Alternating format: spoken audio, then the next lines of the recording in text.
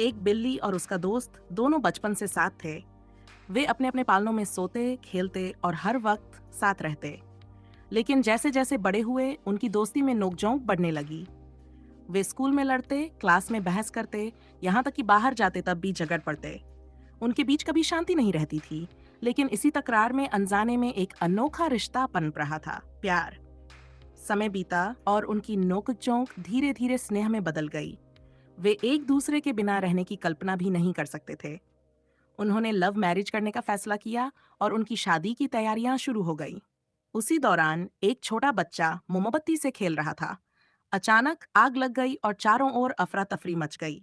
दोनों भागते हुए आए और आग बुझाने की कोशिश करने लगे। भीड़ जमा हो गई, लोग घबराने लगे। तभी वह लड़का एक छोटे बच्चे को अपनी गोद में उठाकर बाहर की ओर भागा। उसकी प्रेमिका ये देखकर चौंक गई और हड़बड़ाहट में गिर पड़ी। आग बढ़ती जा रही थी। किसी ने फायर ब्रिगेड को फोन कर दिया। दमकल की गाड़ियां तुरंत मौके पर पहुंची और आग बुझाने लगीं। लेकिन उसकी प्रेमिका बुरी तरह घायल हो चुकी थी। वह उसे तुरंत अस्पताल ले गया।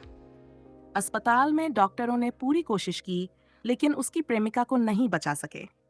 ये सुनते ही वह जोर जोर से रोने लगा। वह टूटा हुआ महसूस कर रहा था।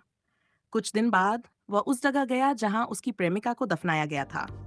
वहां बैठकर वह उसकी तस्वीर को देखता और पुरानी यादों में खो जाता। समय बीता गया, लेकिन वह अपनी प्रेमिका को भूल नहीं पाया। वह शराब के सहारे जीने लगा, हर घूंट के साथ पुरानी यादों में डूब जाता।